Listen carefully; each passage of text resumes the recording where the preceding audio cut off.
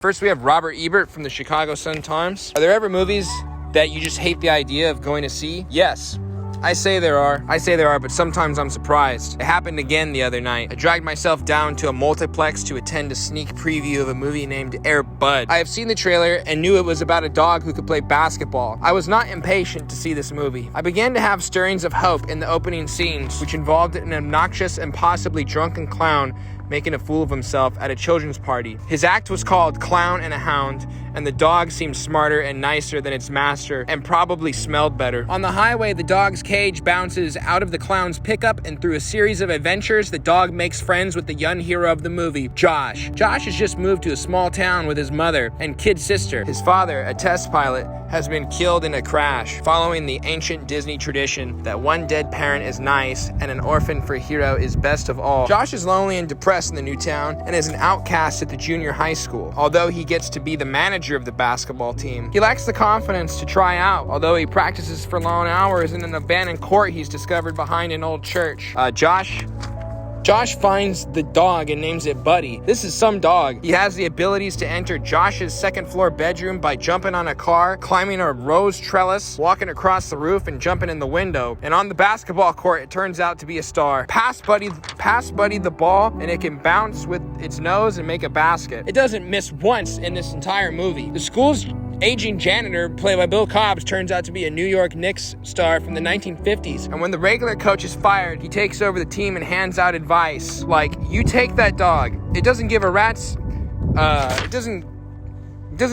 behind about his point average. He just likes to play the game. Because by then, of course, Buddy has found the gymnasium, bounded on court during a game, and he scored a basket. There are predictable crises. Will Snively the clown come looking for his dog? Will Josh be promoted from manager to player? Will the team's mean star and his overzealous dad spoil the fun? The movie touches those bases, but with freshness and energy, and the climactic scenes are not only absurd and goofy, but also enormously entertaining. By the end of the film, I was quietly amazed. Not only could Buddy play basketball, but I actually cared how the game turned out. The movie was directed by Charles Martin Smith, himself the star of a much different kind of animal movie, the classic Never Cry Wolf. He has the structure of a traditional story here, but makes it seem new with good performances, crisp editing, a lovable dog, and a new twist on the old movie tradition of the big game. And then the movie just keeps getting better, with a very funny courtroom scene involving a judge who never catches on that the dog is trained to bark when it hears gavel pounding.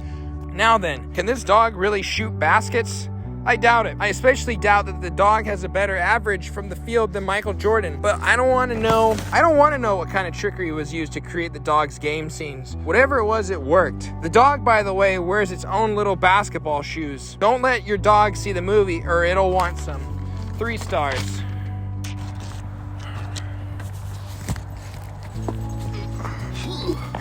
This one's from Russell Smith from the Austin Chronicle.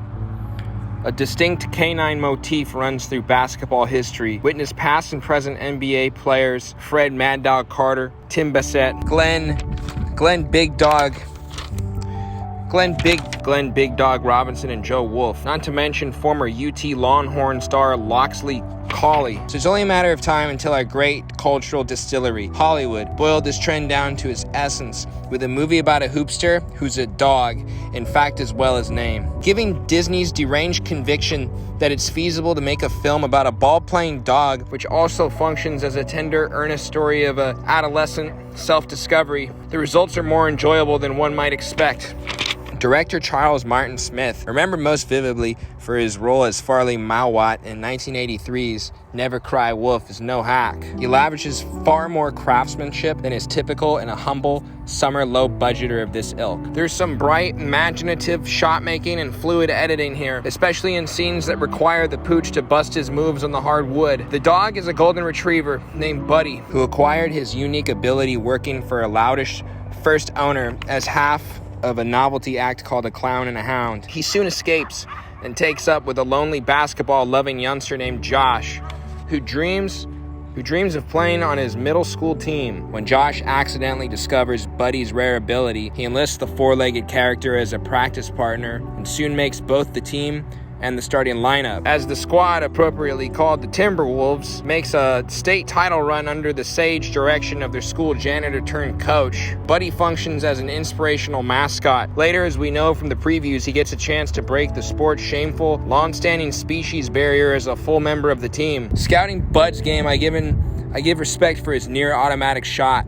the sort of spot-up headbutt that he can stick from anywhere on the court. It probably goes without saying that the aspects of the story which aspire for emotional uplift would be replaced by full-screen captions reading, mentally insert pro forma sentimental spew here. But that hardly matters because the overriding concept here is watching lovable Buddy display his mad skills on the floor. I give respect to his near automatic shot, a sort of spot-up headbutt that he can stick from anywhere on the court. Lack of stature, he's maybe 18 inches from head to floor, and hands limit his effectiveness on the glass. But he runs the floor well, and a good pack animal that he is, he thinks team first and personal stats last. Free throws, automatic, especially in the clutch. As novelty hooks go, a canine hoop god is really pretty inspired, and the artfully staged basketball scenes are undeniably a hoot to watch. Limit your expectations to this modest level, and you should find Air Bud a tolerable family outing.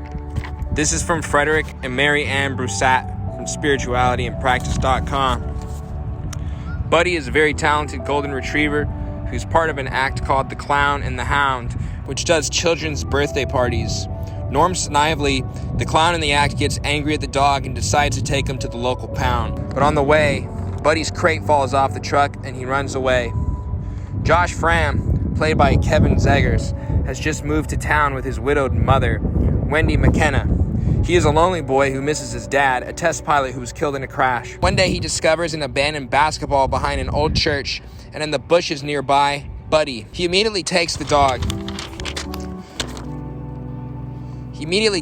dog, especially when he discovers that he can pass a ball by hitting it with his nose and even score baskets. Josh convinces his mother to let him keep Buddy in the backyard. At school, Josh is treated poorly by the other kids who see him as an outsider. Instead of letting him just try out for the basketball team, the coach makes him the manager, doing odd jobs during practices.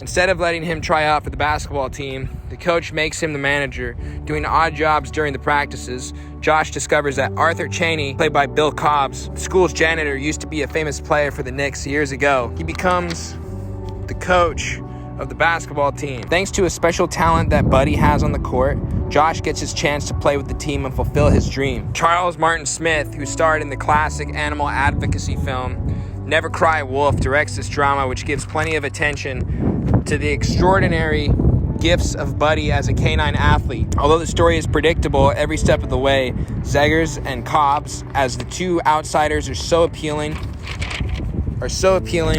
that we set this flaw aside and enjoy the theatricality of the basketball games where Buddy gets his chance to show his stuff. Andrew Collins from Empire Magazine. Hollywood has given lead to some talented dogs in recent years. Tom Hanks' slobbering crime-busting partner in Turner and Hooch, the fertile Beethoven, and any number of the 101 Dalmatians, and now Air Bud, a basketball-playing golden retriever. It's all a far cry from the days of Lassie, who could do little more than get you to follow him to a disused mine shaft. Josh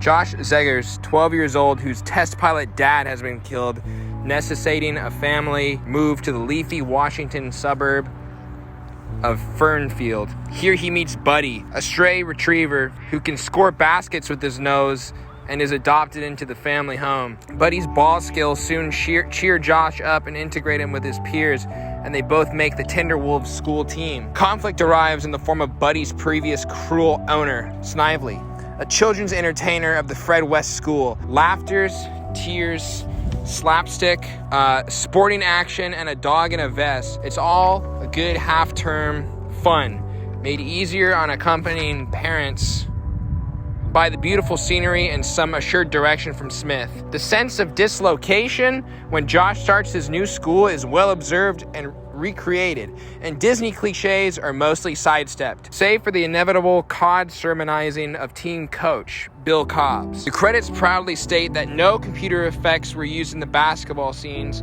and you can see why America's already had a sequel, subtitled Golden Receiver, naturally. Warning, do not tell your kids that the real Buddy died of cancer after making this film. Their tiny worlds will fall apart.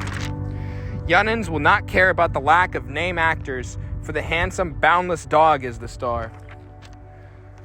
3 stars. Alright, we have a retrospective that was written in 2014 as an honorable mention. This was written 17 years later. It's entitled Hollywood Century 1997, in which there's no rule that says a dog can't play basketball. Not that one expects much out of a movie like Air Bud, but I still wasn't expecting it to reveal itself to be quite so vile quite so quickly. Very nearly the first thing that happens in the entire movie is a series of comic close-up shots of a little yellow bird sitting on a tree watching in amazed confusion as a truck with a giant clown head on its roof barrels down the road of a little town in Washington state. This bird never matters. It is not a character in the film. Its opinions on the clown truck do not serve a purpose. It is simply an opportunity for actor-turned-director Charles Martin Smith to show off that he knows a thing or two about how editing works, and the Kuleshov effect can be used for evil as well as for good. But anyway, Air Bud, a film whose considerable formal elements are not what I've gathered us here to discuss. You are perhaps wondering exactly what I have gathered us to discuss, given that Air Bud is not, I will boldly suggest, an especially important or interesting film. You know what it is, though, is durable.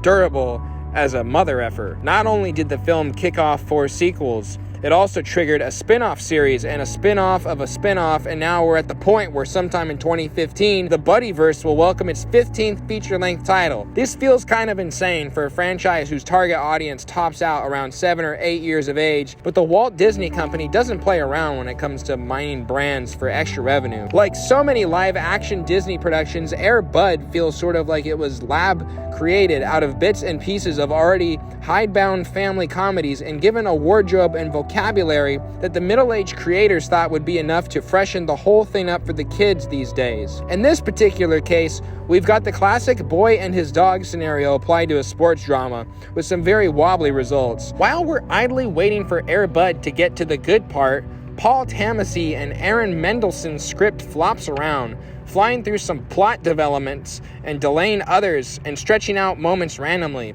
I honestly don't know if it's the writing or directing that's responsible, though Smith's direction is so boringly competent with the cleanliness and visual uniformity of a TV production that I can't see how he could have gotten things off the rails just by himself. But Air Bud has legitimately awful pacing. It gets to the reveal that Buddy can play basketball almost immediately, and then makes absolutely no attempt to utilize that development for several reels. For the last third of the movie, it's quite impossible to tell whether the film is a tween sports drama with a lengthy, distracting feint towards becoming a thriller about dog kidnapping, or if it's a family drama about protecting Buddy that rather oddly includes a lot of boilerplate sports movies nonsense while the plot is busy spinning its wheels. The writing is so messy and aimless that when the dog retrenches to generic kid flick mediocrity, like the slapstick dog bath scene set without shame to splish splash, or a slapstick car chase that ends with a truck plunging into water,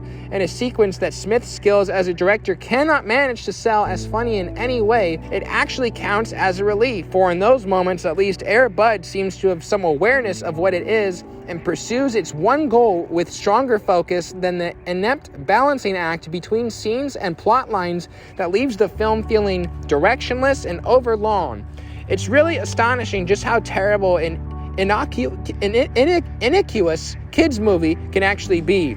Air Bud really is dreadful. It moves too rhythmically to settle to a groove where it can be boring, and so it just keeps on being freshly irritating. The actors do the best they can with reedy material, and Zeggers makes for a perfectly sturdy, a little bit too sad, sacky protagonist, and the dog tricks are amusing enough once they start up. The dog playing basketball scene with its dumbfounded reaction shots and befuddled dialogue is legitimately enjoyable, though it comes about 70 minutes too late to do much good for the movie as a whole. But Air Bud is a toxic combination of blandly cheery aesthetic and stupid sub-functional writing, and it ends up being a massively irritating pile of junk that isn't merely generic, disposable children's entertainment. It actually seems hell-bent on making children less intelligent. Meanwhile, I suppose you're wondering what in the hell this has to do with the development of American cinema between the years 1914 and 2014. Here's my pitch. The 1990s, that is to say the period from 1993 to 2001, seems to me a period in transition. The formulas that had fed the first blockbuster age in the 1980s had gone stale. The institutional memory of the 1970s kept prodding at the studios, which still at this point would fund mid-level dramas with some social import and character nuance for reasons other than hunting down Oscars. And there's a sense of trying to figure out a new vocabulary of big-budget popcorn cinema that could be sustainable over its long run. It is, in essence, a stretch of years where every Hollywood production from top to bottom seems to be looking back over its shoulder and asking, what about this? Can we make money doing this? And if there's anything that evokes the spirit of throwing shit against the wall just to see what happens and hope like hell it turns out a profit better than the first entry in a low-budget 15-film Disney franchise of low-budget films about real-life dogs playing sports and having adventures directed with sitcom-level artistry by a former member of the American Graffiti Ensemble, I cannot imagine what it might possibly be.